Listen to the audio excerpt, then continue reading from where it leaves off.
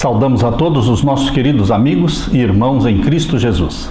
Seja bem-vindo à lição de número 2 deste trimestre, Causas da Desunião. Antes de iniciarmos o estudo, vamos orar ao nosso Deus. Pai querido que estás nos céus, na Tua presença estamos em busca da Tua graça, da presença do Espírito Santo comigo e com os meus irmãos. Que ao abrirmos a Tua palavra neste momento, o Senhor fale ao nosso coração, criando entre nós a união almejada e sonhada por Jesus Cristo, para que o mundo creia que Jesus Cristo é o Salvador e que esta salvação esteja refletida na união entre os irmãos de Jesus Cristo, porque todos nós somos irmãos em Cristo Jesus e é em nome dele que pedimos. Amém. Causas da desunião. O verso áureo: o temor do Senhor é o princípio da sabedoria e o conhecimento do santo é prudência. O temor a Deus, ter reverência para com Deus, isto resulta em sabedoria. A sabedoria de Deus é derramada sobre você quando você teme a Deus. Não existe e não pode existir um bom relacionamento entre você e Deus, entre uma nação e Deus, se não existir a palavra obediência. Se bem que Satanás quer eliminar esta palavra do nosso vocabulário, mas Deus inclui esta palavra no nosso relacionamento com Ele, obediência, porque Ele é o Deus Todo-Poderoso, onipotente, onipresente, onisciente. Ele conhece todas as coisas, Ele é sábio, Ele não erra. Portanto, queridos, Deus exige obediência. Não é a obediência para um amigo, para uma outra pessoa, é a obediência ao Deus Criador dos céus e da terra. Se Israel permanecesse fiel a Deus, eles seriam grandemente abençoados e se tornariam também uma bênção para os outros povos. A infidelidade levou Israel a sérios problemas, sendo a desunião apenas um dos muitos problemas que surgiram. Queridos, Deus quer união entre nós. Por isso está escrito no Salmo 133 e no verso 1: ó, quão bom e quão suave é que os irmãos vivam em união. Vamos agora para a parte de domingo. Volta, ó rebelde Israel. A história do povo de Israel é repleta de episódios de desobediência e anarquia, seguidos por um retorno à obediência e depois sucedidos novamente pela desobediência. Esse padrão de obedecer e desobedecer, procurar Deus e abandonar Deus, esse padrão se repetiu diversas vezes. Quando o povo de Deus era submisso à sua vontade, eles eram abençoados. Toda vez que se transgredia e seguia o próprio caminho, a vida deles se tornava uma vida miserável e cheia de conflitos. Queridos, ao lado de Jesus Cristo, em obediência a Ele, só temos bênção, só temos a ganhar, nada a perder. Ninguém perde nada que seja bom e maravilhoso ao lado de Jesus. Por isso, abra sua Bíblia agora e vamos ler em Deuteronômio capítulo 28. Deuteronômio capítulo 28 e os versos 1 a 14. Deuteronômio capítulo 28 e os versos 1 até o verso 14. Aqui nós lemos: e será que, se ouvires a voz do Senhor teu Deus, tendo cuidado de guardar todos os seus mandamentos que eu te ordeno hoje, o Senhor teu Deus te exaltará sobre todas as nações da terra. Que bênção, que promessa! Deus vai te exaltar acima de todos e de tudo se você for obediente a Ele. Foi isso que Ele falou para Israel. Verso 2: e todas estas bênçãos virão sobre ti e te alcançarão quando ouvires a voz do Senhor teu Deus. Bendito serás tu na cidade. Verso 3, verso 4, bendito o fruto do teu ventre. E o verso 5, bendito o teu cesto e a tua amassadeira. E o verso 6, bendito serás ao entrares e bendito serás ao saíres. E o verso 7, o Senhor entregará os teus inimigos que se levantarem contra ti, feridos diante de ti. Por um caminho sairão contra ti, mas por 7 caminhos fugirão de diante de ti. E o verso 8: o Senhor mandará que a bênção esteja contigo nos teus celeiros e em tudo o que puseres a tua mão. Queridos, assim como foi com José. A Bíblia diz que José, quando foi vendido para o Egito e comprado por Potifar e colocado para cuidar dos bens de Potifar, a Bíblia diz que tudo quanto José colocava a mão prosperava.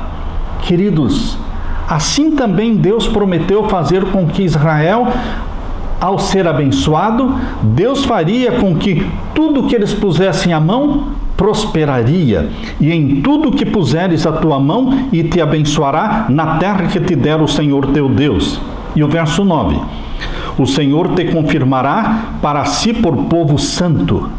Deus sonhava naquele tempo com um povo santo. Deus não perdeu este sonho. Deus continua querendo de você e de mim santidade. Deus quer escrever na sua e na minha testa santidade ao Senhor. Queridos, Deus não baixa o padrão. Deus quer nos elevar à santidade dele. Por isso ele nos dá a santidade dele. Santidade não é algo que nasce dentro de mim, é algo que eu recebo de meu Jesus. Sede santos, disse ele, porque eu sou santo. E o verso 10 diz: e todos os povos da terra verão que é chamado pelo nome do Senhor e terão temor de ti. E o Senhor te fará abundar de bens no fruto do teu ventre e no fruto dos teus animais e no fruto da tua terra, sobre a terra que o Senhor jurou a teus pais te dar. E o verso 12: o Senhor te abrirá o seu bom tesouro, o céu, para dar chuva à tua terra no seu tempo e para abençoar toda a obra das tuas mãos. E emprestarás a muitas gentes, porém tu não tomarás emprestado. O povo de Deus, obediente a Deus, seria conhecido como um povo caridoso, farto, cheio de bênçãos. E eles seriam aqueles que praticariam a caridade, a bondade, a misericórdia, não precisando tomar emprestado de ninguém, mas distribuindo, distribuidores das bênçãos de Deus. E o verso 13 diz: e o Senhor te porá por cabeça e não por cauda. Que bênção! Ser cabeça e não cauda. Que bênção Deus queria fazer com que Israel fosse uma nação que se destacaria entre as outras pela longevidade do seu povo, pela saúde do povo, pela inteligência do povo. Deus eliminaria deles as doenças e Deus atrairia para eles os olhares de todas as nações do mundo, para que viessem até Israel e procurassem descobrir a causa de tantas bênçãos. E a causa era simples: é o Deus criador dos céus e da terra, a fonte de toda a bênção. E assim todo mundo seria atraído para o Deus criador, o Salvador. Vejam, queridos, o verso 13 diz exatamente sobre este sonho de Deus. E Deus não perdeu esse sonho também. Deus quer que você, como filho obediente a Ele, aqueles que guardam os mandamentos de Deus e têm a fé em Jesus e de Jesus, se destaquem no mundo como um povo diferente, um povo separado da promiscuidade, um povo separado do mundanismo, um povo que vive nesta terra, mas não pertence a esta terra, eles pertencem ao céu. A nossa cidadania está no céu. É de lá que nós esperamos o nosso bom e maravilhoso Salvador, Jesus Cristo. E o Senhor te porá por cabeça e não por cauda, e só estarás em cima e não debaixo, quando obedeceres aos mandamentos do Senhor teu Deus, que hoje eu te ordeno para os guardar e fazer. Nas muitas idas e vindas do povo de Israel, nas muitas apostasias do povo de Israel, Deus os procurava, Deus os buscava, Deus apelava para o coração do povo de Deus. Aqui lemos em Jeremias capítulo 3, versos 12 e 13. Volta, ó pérfida Israel, diz o Senhor, e não farei cair a minha ira sobre ti, porque eu sou compassivo, diz o Senhor, e não manterei para sempre a minha ira. Então somente reconhece a tua iniquidade, reconhece que transgrediste contra o Senhor teu Deus e te prostituíste com os estranhos debaixo de toda árvore frondosa e não deste ouvidos à minha voz, diz o Senhor. Deus apela para o arrependimento, para o retorno a Ele. Será que hoje é diferente, meus queridos, quando a igreja de Deus está mais voltada para o mundo? quando estamos vendo os costumes do mundo, os padrões do mundo entrando para dentro da igreja e os cristãos de hoje estão perdendo a identidade. Queridos, hoje Deus ainda apela: volta, ó pérfida Israel. Deus quer abençoar, mas Deus quer obediência, Deus quer confissão dos nossos pecados. É impossível se relacionar bem com Deus sem a palavra obediência. Por isso Jesus Cristo diz em João capítulo 14, verso 15: se me amardes, guardareis os meus mandamentos. Na parte de segunda-feira, reto aos seus próprios olhos. Houve um período na história do povo de Israel, e é conhecido o período dos juízes. Queridos, neste tempo, cada um fazia o que bem parecia aos seus próprios olhos. Se esqueceram de Deus. Eles não tinham mais um padrão de referência. As histórias do livro de Juízes mostram as diversas consequências negativas da desobediência de Israel à vontade do Senhor. Logo depois de entrar em Canaã, o povo começou a moldar a sua vida espiritual de acordo com as falsas religiões dos cananeus que os cercavam. Exatamente o que o Senhor lhes havia dito que não fizessem, foi o que eles fizeram.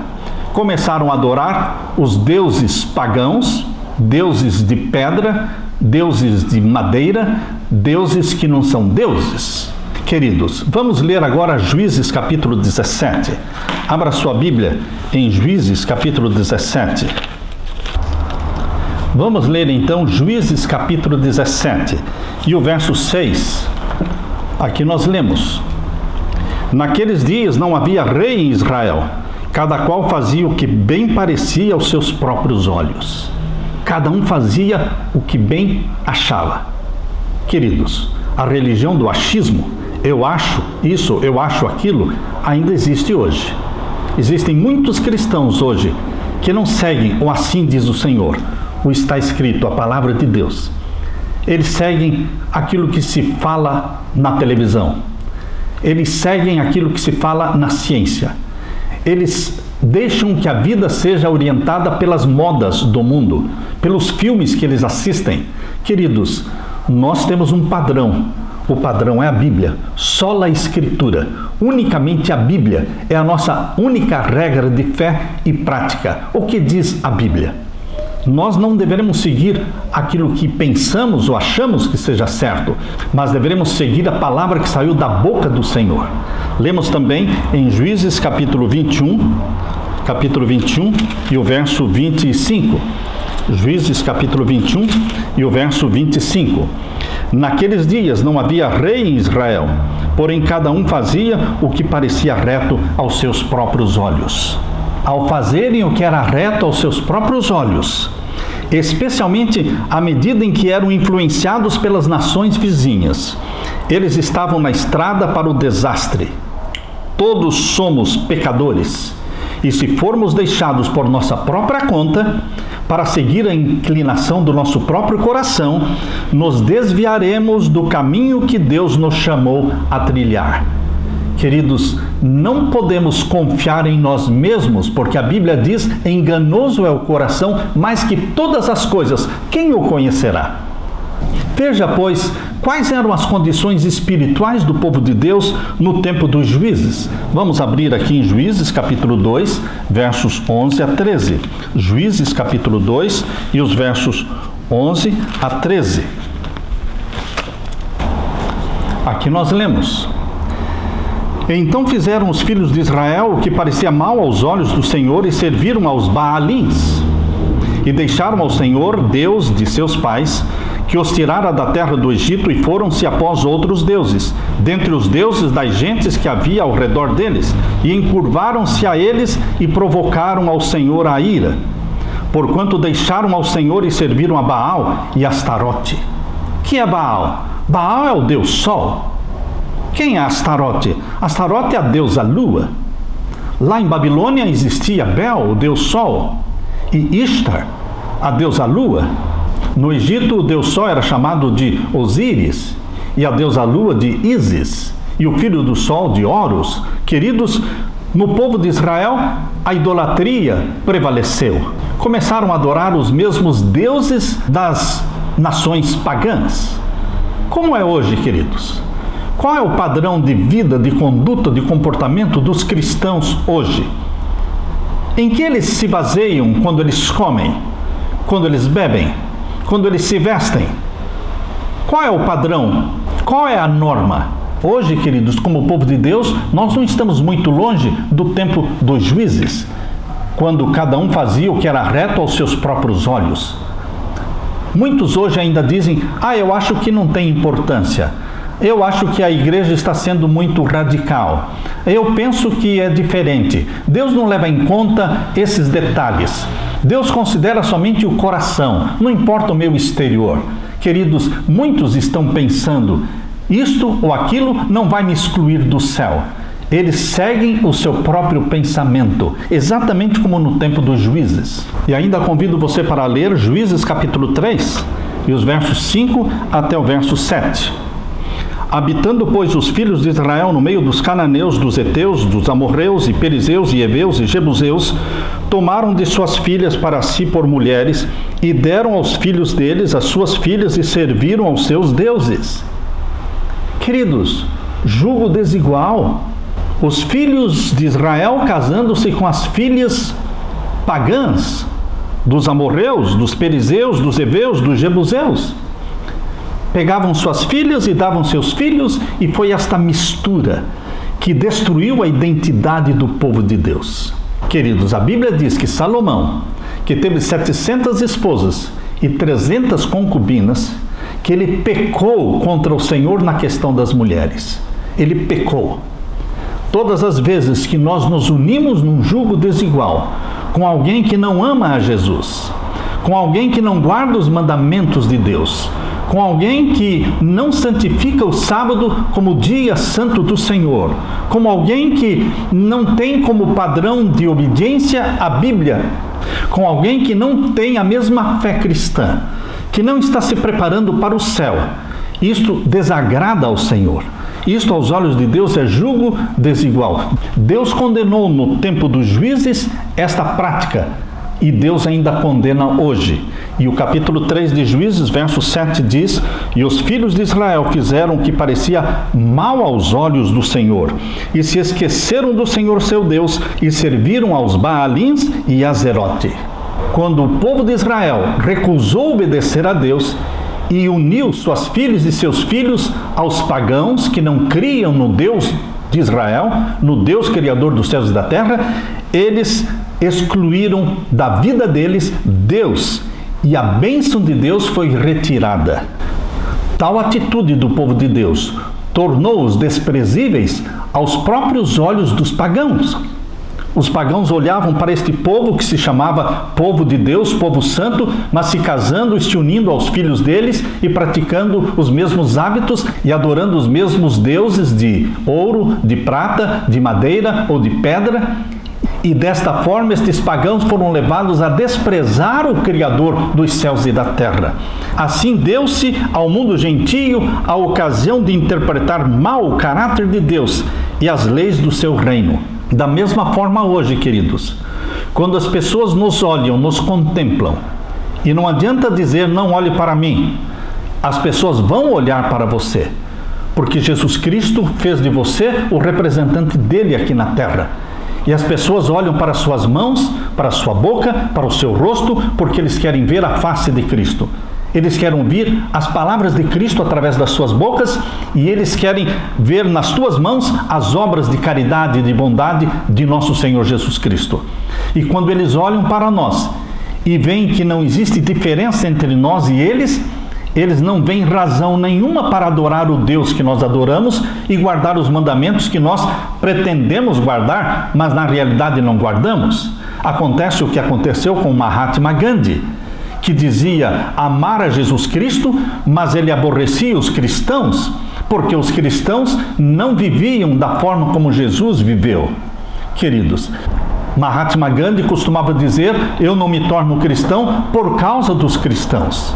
Queridos, que tipo de influência, de exemplo, de testemunho nós estamos dando como cristãos hoje para as pessoas, para os nossos vizinhos, para os colegas de trabalho, para os colegas dentro de uma sala de aula? Que tipo de influência nós exercemos? Jesus Cristo disse: vós sois o sal da terra, vós sois a luz do mundo. Que os homens vejam as vossas boas obras, para que glorifiquem o vosso Pai que está no céu. Na parte de terça-feira, a divisão da nação hebraica. Queridos, até o reinado de Salomão, o povo de Deus era um só povo. Porém, após a morte de Salomão, que ocorreu por volta do ano 931 a.C., veio ao trono o seu filho Roboão. E Roboão, no ano 932, ele fez uma péssima decisão. Em vez de ouvir os conselhos dos mais idosos, ele foi seguir os conselhos dos jovens inexperientes e imaturos que cresceram com ele. E pela decisão errada de Roboão, ele causou uma separação no povo de Deus. Houve ali a divisão da nação hebraica, ficando com Judá, somente Judá e Benjamim, e as outras 10 tribos se separando, conhecidas como tribos do norte. Isto, queridos, foi no ano 932. As 10 tribos do norte continuaram seguindo os caminhos da idolatria. E depois de 210 anos, no ano de 722 a.C., a Assíria invadiu as 10 tribos e levou-as cativas para a Assíria e nunca mais retornaram.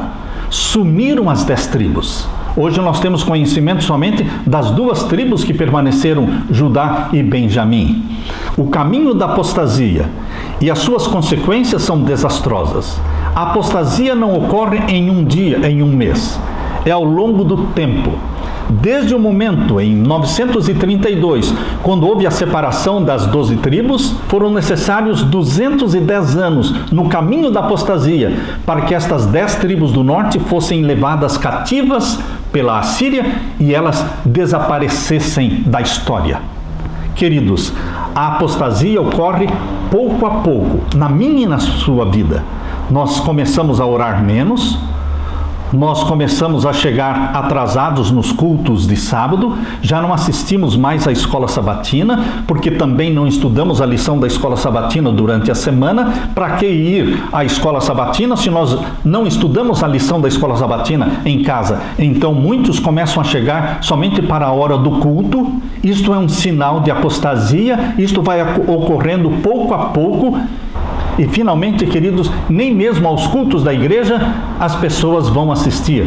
Elas deixam de frequentar a igreja, deixam de devolver o seu dízimo, começam a abandonar a tudo, deixam de guardar o sábado. E, queridos, nós nos tornamos como qualquer pessoa, qualquer ateu, qualquer pagão que não conhece a Jesus Cristo. Lembre-se, a apostasia não ocorre de um dia para o outro. É um processo. Quando deixamos de ter a nossa hora tranquila aos pés de Jesus Cristo, quando decidimos sair para o trabalho como os animais saem para o trabalho, sem nenhum pensamento em Deus ou no céu, quando não fazemos o culto da manhã com a nossa família, quando não fazemos o nosso culto à noite com a nossa família, queridos, a apostasia ocorre pouco a pouco, e a igreja se torna aquilo que em Apocalipse capítulo 3 diz: Laodiceia, um povo morno, porque não és quente e não és frio, vomitar-te-ei da minha boca. Você não pode permitir, meu querido irmão, que isto aconteça com você, com a sua esposa, com seus filhos, com a sua família. Você deve ser uma luz, você deve ser um sal, que tempera, que influencia. Deus depende de você para revelar o amor dele às pessoas. Abra sua Bíblia no primeiro livro de Reis, capítulo 12. Primeiro livro de Reis, capítulo 12.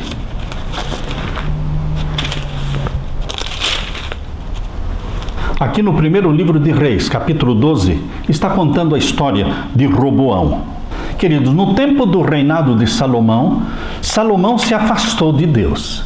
Salomão começou muito bem quando jovem, seguindo, se submetendo a Deus. Mas depois ele se afastou de Deus e acumulou mulheres na sua vida e construiu templos aos deuses pagãos. Ele se prostituiu Queridos, Salomão chegou ao fundo do poço na vida espiritual. E para que Salomão pudesse manter esta vida de luxo, esta vida de orgulho, esta vida de promiscuidade, queridos, ele taxou pesados impostos sobre o povo de Deus.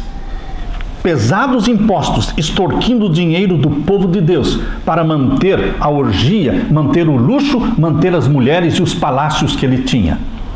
Quando Salomão morreu e subiu ao trono Roboão, o povo clamou para que os impostos fossem diminuídos. Eles pediram, eles imploraram.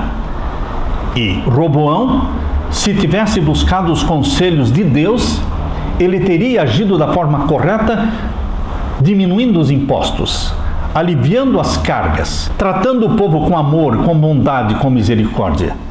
Porém, Roboão disse: eu vou aumentar os impostos. Conforme diz aqui em 1 Reis, capítulo 12, e o verso 10, e os mancebos que haviam crescido com ele lhe falaram, dizendo: assim falarás a este povo que te falou, dizendo: teu pai fez pesadíssimo o nosso jugo, mas tu o alivia de sobre nós. Assim lhe falarás: meu dedo mínimo é mais grosso do que os lombos de meu pai. Assim que se meu pai vos carregou de um jugo pesado, ainda eu aumentarei o vosso jugo. Meu pai vos castigou com açoites, porém eu vos castigarei com escorpiões. Queridos, este foi o fim e foi a tragédia de Roboão. O que é que nós podemos aprender da história do povo de Deus naquele tempo? Queridos, a história se repete.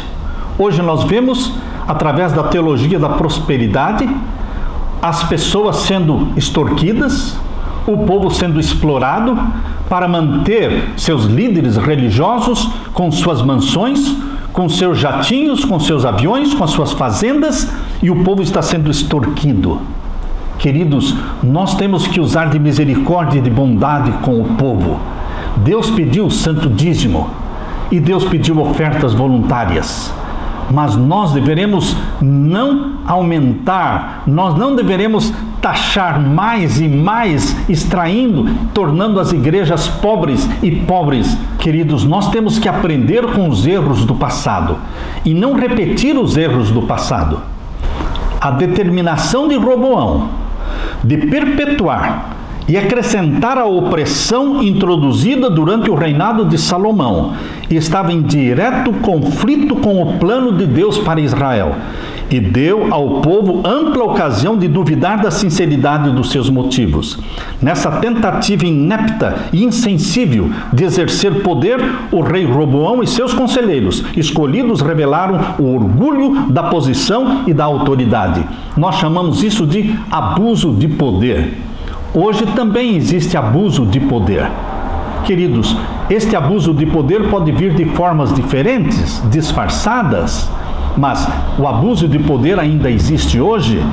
Abra sua Bíblia em Provérbios capítulo 4, vamos ver os conselhos de Deus. Provérbios capítulo 4, e vamos ler o verso 5 em diante.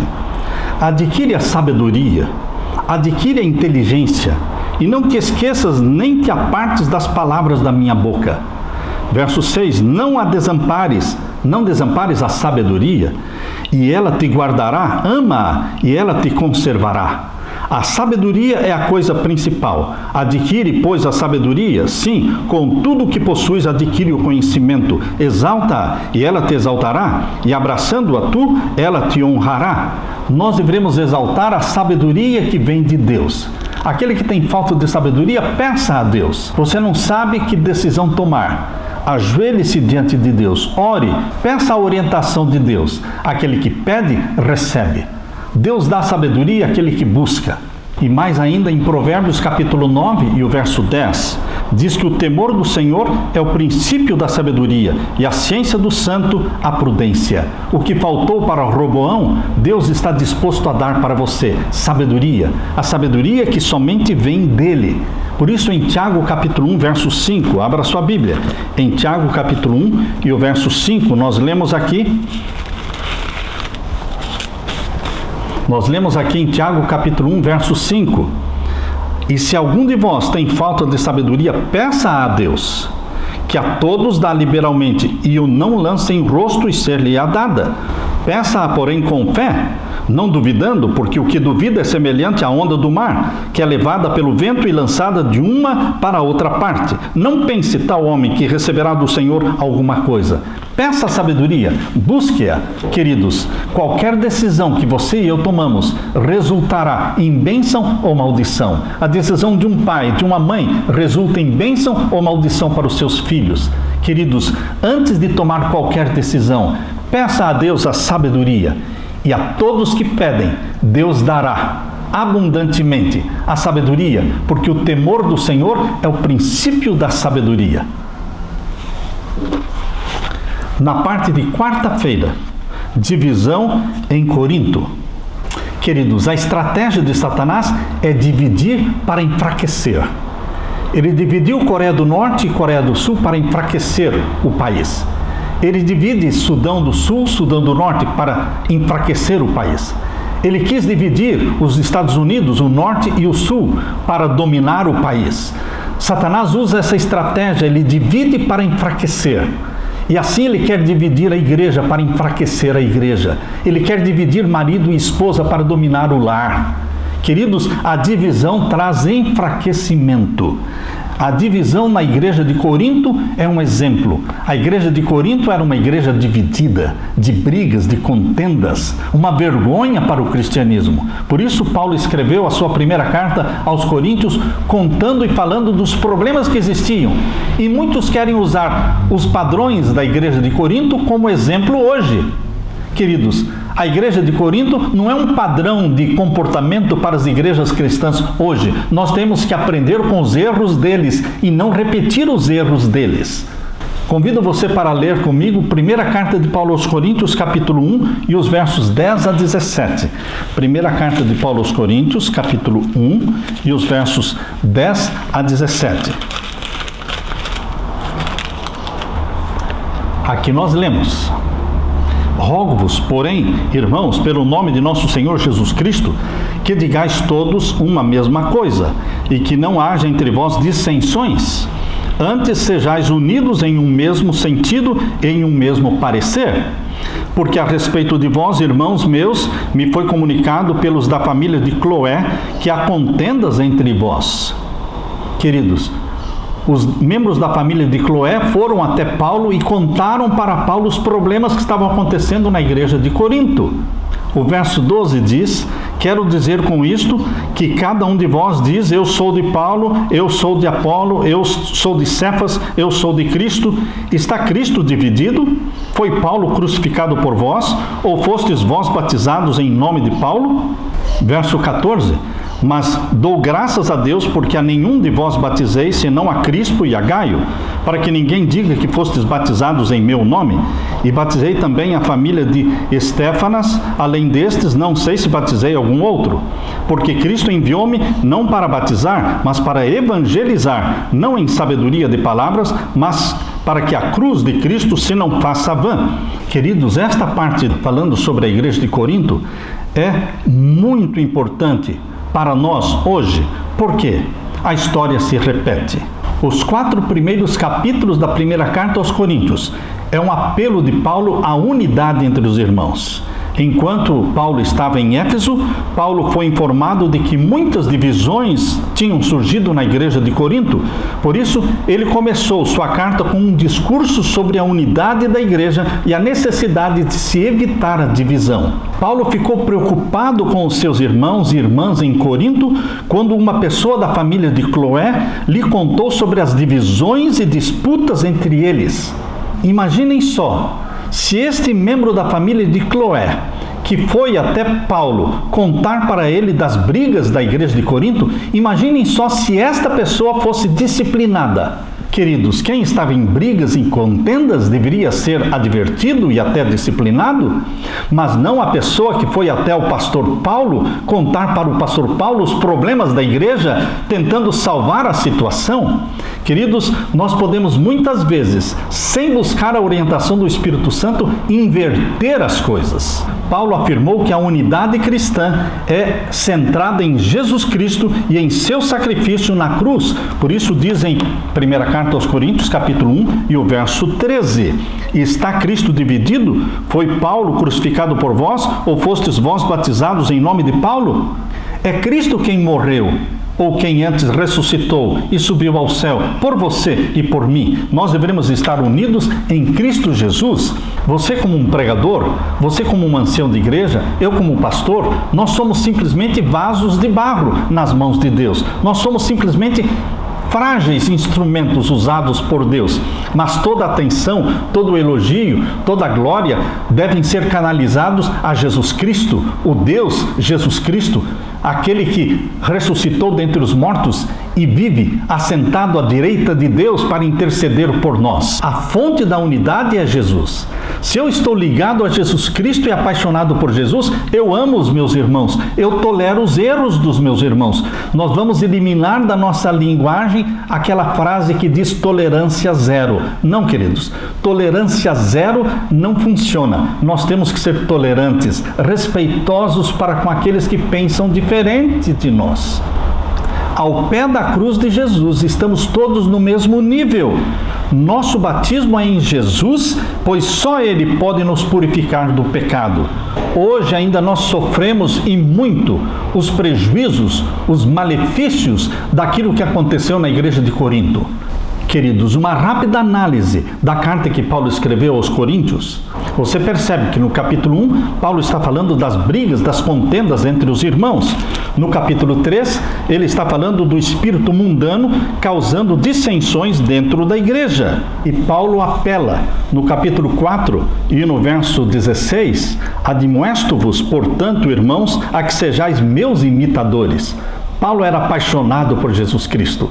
Para Paulo, o viver era Cristo e o morrer era lucro. E ele diz, sejam meus imitadores. No capítulo 5, Paulo fala de um problema que existia dentro de uma família, onde o filho estava convivendo sexualmente com a madrasta, a mulher do pai, e a igreja não fazia nada. Queridos, a história se repete. Hoje nós vemos igrejas se dividindo por brigas. Hoje nós vemos igrejas se dividindo e se enfraquecendo porque a imoralidade, a promiscuidade ainda são mantidas dentro de muitos lares. No capítulo 6, Paulo fala sobre a briga entre os irmãos, um levando o outro perante o juiz ou perante a corte. Queridos, aqui no capítulo 7 da primeira carta aos Coríntios, Paulo está falando sobre problemas de casamento entre marido e esposa. Homens que estavam matando a esposa à míngua por falta de carinho. Ou mulheres que estavam se negando a se entregar ao marido num relacionamento conjugal. Na primeira carta de Paulo aos Coríntios, capítulo 7, verso 3, Paulo fala claramente: o marido pague à mulher a devida benevolência e da mesma sorte a mulher ao marido. A mulher não tem poder sobre o seu próprio corpo, mas tem o marido. E da mesma maneira, o marido não tem poder sobre o seu próprio corpo, mas tem a mulher. Não vos defraudeis um ao outro, senão por consentimento mútuo, por algum tempo, para vos aplicardes à oração, e depois ajuntai-vos outra vez, para que Satanás não vos tente pela vossa incontinência. Maridos e esposas não podem castigar um ao outro. Eles devem se amar, eles devem ser carinhosos um com o outro. Queridos, ainda no capítulo 7, Paulo fala que as esposas que já estão casadas e o marido não é cristão, não é fiel a Deus, ela não deve abandonar o marido porque o marido é infiel.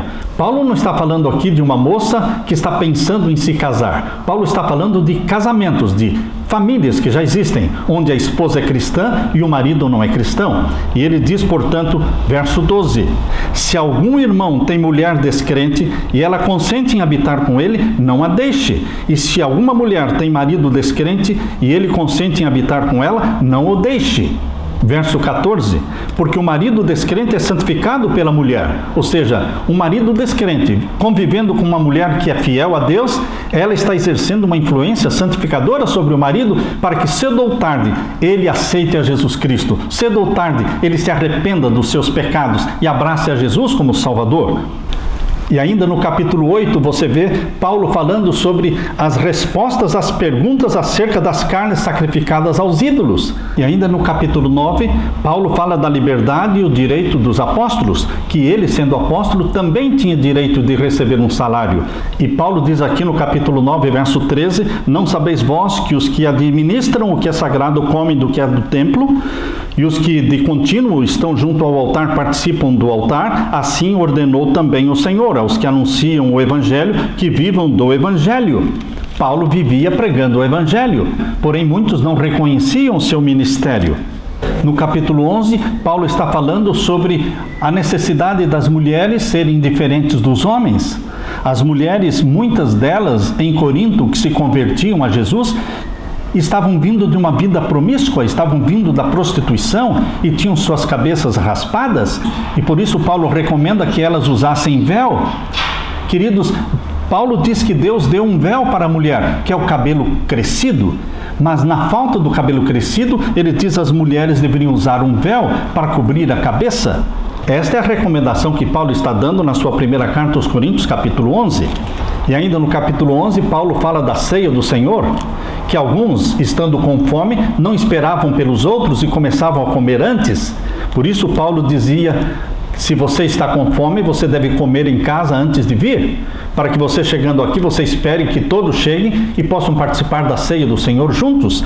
Por isso estão aqui os textos do capítulo 11, verso 23 em diante, os textos que nós usamos hoje ao celebrarmos uma ceia do Senhor. No capítulo 12, Paulo fala dos dons espirituais, mostrando que são diversos os dons. E aqui no capítulo 12, ele menciona os dons a partir do verso 28. E a uns Deus pôs na igreja primeiramente apóstolos, em segundo lugar profetas, em terceiro doutores, depois milagres, depois dons de curar, socorros, governos, variedades de línguas. Porventura são todos apóstolos? São todos profetas? São todos doutores? São todos operadores de milagres? Têm todos o dom de curar? Falam todas diversas línguas? Interpretam todos? Queridos, todas estas perguntas devem ser respondidas com um não. O Espírito Santo é quem distribui os dons segundo Ele quer. 1 Coríntios capítulo 12, verso 11 diz, mas um só e o mesmo Espírito opera todas estas coisas, repartindo particularmente a cada um como quer. É o Espírito Santo que decide a quem Ele vai dar o dom de profetas, a quem Ele vai dar o dom de curar, a quem vai dar o dom de socorros, a quem Ele vai dar o dom de línguas. O Espírito Santo distribui os dons. Na igreja de Corinto, o dom de línguas era diferente das línguas faladas em Atos capítulo 2. Quando você lê em Atos capítulo 2, você descobre que ali eram línguas estrangeiras. E menciona ali em Atos capítulo 2 todas as nacionalidades presentes no dia do Pentecostes. Porém, o dom de línguas manifestado aqui na igreja de Corinto era uma língua diferente, que as pessoas que falavam não entendiam, e os que ouviam também não entendiam. Por isso, Paulo estabeleceu regras. Aqui no capítulo 14 da primeira carta aos Coríntios, Paulo estabelece as regras. Queridos, a igreja de Corinto estava cheia de problemas. E Paulo escreveu a sua carta para corrigir os problemas. Por isso, a igreja de Corinto não é um padrão para ser imitado hoje. Todas as recomendações dadas por Paulo aqui na sua primeira carta aos Coríntios servem para você e para mim hoje como igreja, como ensinamentos, como advertências, não para imitarmos os erros da igreja de Corinto, mas que como advertência não venhamos a repetir os mesmos erros. Portanto, queridos, vamos aprender com a igreja de Corinto, para que a história não se repita em nosso meio hoje. Na parte de quinta-feira, aparecerão lobos ferozes. Abra sua Bíblia agora em Atos, capítulo 20 e o verso 25. Atos, capítulo 20 e os versos 25 em diante. Aqui nós lemos: E agora, na verdade, sei que todos vós, por quem passei pregando o reino de Deus, não vereis mais o meu rosto. Portanto, no dia de hoje, vos protesto que estou limpo do sangue de todos, porque nunca deixei de vos anunciar todo o conselho de Deus. Olhai, pois, por vós e por todo o rebanho sobre que o Espírito Santo vos constituiu bispos, para apacentardes a igreja de Deus, que ele resgatou com seu próprio sangue. Porque eu sei isto, que depois da minha partida entrarão no meio de vós lobos cruéis, que não perdoarão ao rebanho, e que dentre vós mesmos se levantarão homens que falarão coisas perversas para atraírem os discípulos após si. Portanto, vigiai, lembrando-vos de que, durante 3 anos, não cessei, noite e dia, de admoestar com lágrimas a cada um de vós. Paulo advertiu a igreja de Éfeso que depois da morte dele, muitos lobos ferozes se infiltrariam no meio da igreja para desviar, para extorquir, para dividir a igreja.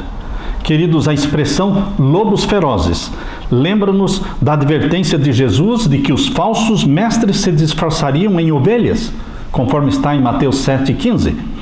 Depois que Paulo fez essa advertência, surgiram falsos mestres e os cristãos se tornaram presas desses homens. Em Efésios capítulo 5, versos 6 a 14 e Colossenses 2,8, vemos advertências de Paulo às igrejas na Ásia Menor. Na segunda epístola de Paulo a Timóteo, que era o responsável pela igreja de Éfeso, Paulo também o advertiu contra os erros na igreja e a impiedade dos últimos dias. Vamos ler a segunda carta de Paulo a Timóteo, o capítulo 2, verso 14 em diante. Abra sua Bíblia. A segunda carta de Timóteo, capítulo 2, e os versos 14 a 19. Aqui nós lemos: Traze estas coisas à memória, ordenando-lhes diante do Senhor que não tenham contendas de palavras que para nada aproveitam e são para a perversão dos ouvintes. Procura apresentar-te a Deus aprovado, como obreiro que não tem de que se envergonhar, que maneja bem a palavra da verdade. Paulo apelou para Timóteo para ser um pastor da palavra, que maneja bem a palavra, que conhece bem a palavra de Deus. Procura apresentar-te aprovado como obreiro que não tem de que se envergonhar, que maneja bem a palavra da verdade, mas evita os falatórios profanos, porque produzirão maior impiedade. E a palavra desses roerá como gangrena, entre os quais são Himeneu e Fileto, os quais se desviaram da verdade, dizendo que a ressurreição era já feita e perverteram a fé de alguns. Todavia o fundamento de Deus fica firme, tendo este selo: o Senhor conhece os que são seus, e qualquer que profere o nome de Cristo aparte-se da iniquidade. E ainda no capítulo 2, verso 22, Paulo diz: Foge também dos desejos da mocidade e segue a justiça, a fé, o amor e a paz com os que, com um coração puro, invocam ao Senhor. Quando Paulo diz foge dos desejos da mocidade, todos nós já fomos jovens. Eu posso estar falando para um jovem. Eu também já fui jovem. Existem muitos desejos, existem muitas ilusões que Satanás coloca no nosso caminho, tentando nos desviar de Jesus. Foge destes desejos, destas paixões da mocidade e segue a justiça, segue a fé, segue o amor e a paz com os que, com um coração puro, invocam ao Senhor Jesus. E o verso 23, rejeita as questões loucas e sem instrução, sabendo que produzem contendas. Não entre em polêmicas, procure evitar as polêmicas, os debates. E o verso 24, e ao servo do Senhor não convém contender, mas sim ser manso para com todos, apto para ensinar, sofredor, instruindo-o com mansidão.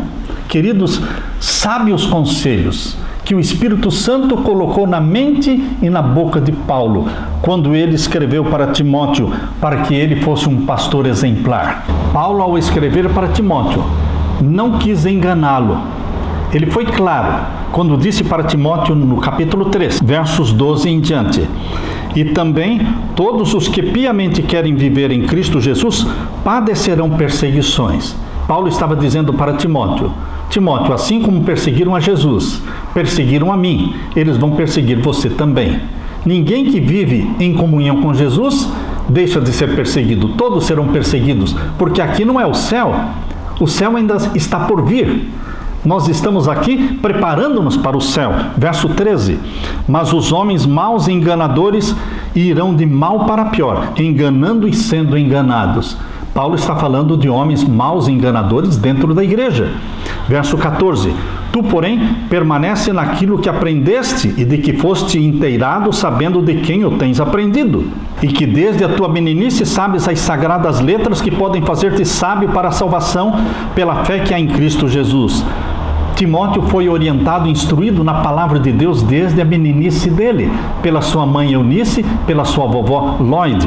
E no verso 16, toda a escritura divinamente inspirada é proveitosa para ensinar, para redarguir, para corrigir, para instruir em justiça, para que o homem de Deus seja perfeito e perfeitamente instruído para toda boa obra. Queridos, na meditação matinal deste ano, escrito pelo pastor Tim, ele falou sobre as disputas doutrinárias. O reformador Lutero e o reformador suíço Zwinglio não conseguiram concordar em relação ao significado das expressões "isto é o meu corpo", que está em Lucas capítulo 22, verso 19. Por isso, em 1529, foi convocada a Conferência de Marburgo para resolver a disputa. E no dia 3 de outubro de 1529, os artigos de Marburgo foram assinados por Lutero, por Zwinglio e outros 8 pregadores. Eles chegaram a um consenso básico em relação a 14 pontos doutrinários, mas não concordaram a respeito do verdadeiro corpo e sangue de Cristo estarem corporalmente presentes no pão e no vinho da comunhão. No fim daquela conferência, Zwinglio, o reformador suíço, disse para Lutero: "Rogo-te, doutor Lutero, que perdoes a minha amargura. Sempre desejei muito a tua amizade e ainda a quero." Zwinglio falou isso com lágrimas nos olhos.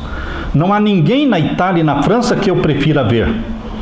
Mas Lutero respondeu friamente: "Rogue a Deus que recebas entendimento." Lutero foi frio. Martin Bucer também abordou Lutero dizendo: "Peço-te que me reconheças como irmão, ou crês que estou no erro?" Em resposta, Lutero disse: "Fica claro que não temos o mesmo espírito, pois não podemos ter o mesmo espírito quando uma parte acredita na palavra de Cristo com fé inocente, ao passo que, na outra, a mesma fé é censurada, contestada, difamada e violada com toda sorte de blasfêmia absurda." E esses 2 grandes grupos da reforma nunca se reconciliaram. Queridos, como deveremos lidar com as nossas diferenças doutrinárias? O teólogo luterano Rupertus Meldenius, ele sugeriu: naquilo que é essencial, deve haver unidade. Naquilo que não é essencial, deve haver liberdade. E em todas as coisas deve haver caridade. Queridos, deixamos com vocês o mesmo conselho. Naquilo que é essencial, deve haver unidade. O que é essencial para nós hoje, como igreja? As 28 doutrinas fundamentais da igreja. Isto é essencial. E nisto deve haver unidade. O que não é essencial? O que não é essencial é aquilo que não pertence às 28 doutrinas fundamentais. E nisto deve haver liberdade. E em todas as outras coisas deve haver caridade, amor de uns para com os outros. Aprendermos a discordar com respeito, não da forma como Lutero discordou, mas discordar com respeito. Deus quer unidade na sua igreja, hoje, ainda. A palavra de Deus diz em Salmo 133, verso 1: "Ó quão bom e quão suave é que os irmãos vivam em união." Queridos, Deus deseja união entre nós. União não é pensar igualzinho, todo mundo pensando do mesmo jeito. Não, queridos. Nós deveremos estar unidos nas 28 doutrinas fundamentais, unidos na palavra de Deus, crendo que a palavra de Deus, o sola escritura, é a única regra de fé e prática. Durante os sombrios dias da Segunda Guerra Mundial, quando uma nuvem de desesperança cobria as nações e o nazismo de Hitler ameaçava a Inglaterra, Winston Churchill, reconhecido como um dos mais poderosos e convincentes oradores do século XX, disse num dos seus discursos, ele falou: "Somos tão poucos e nossos inimigos são tantos. Nosso ideal é tão grande que não podemos permitir que disputas irrelevantes minem nossa unidade e debilitem o poder da nossa mensagem." Queridos, eu quero parafrasear as palavras de Winston Churchill. Parafraseando-as, eu digo: nós, como povo de Deus, somos tão poucos em comparação com o mundão que está lá fora. E a obra e a missão que Jesus nos deu é tão grande que não podemos permitir que eventuais diferenças minem a nossa unidade e debilitem o poder da nossa pregação. E o grande reformador Charles Spurgeon, falando da necessidade da união entre os irmãos, ele disse: porque nós somos redimidos por um só sangue, somos participantes da mesma vida, alimentamo-nos do mesmo pão celestial, estamos unidos pela mesma cabeça vivente, que é Jesus, buscamos os mesmos fins, o mesmo céu, amamos o mesmo Pai, somos herdeiros das mesmas promessas e habitaremos juntos para sempre no mesmo céu, na nova terra e no novo céu. Que você e eu estejamos unidos pelo Espírito Santo em torno da pessoa amável, poderosa, amiga, perdoadora, bondosa de Jesus Cristo, nosso Senhor. Deixo com você a paz de Jesus. Que Jesus te abençoe. Amém.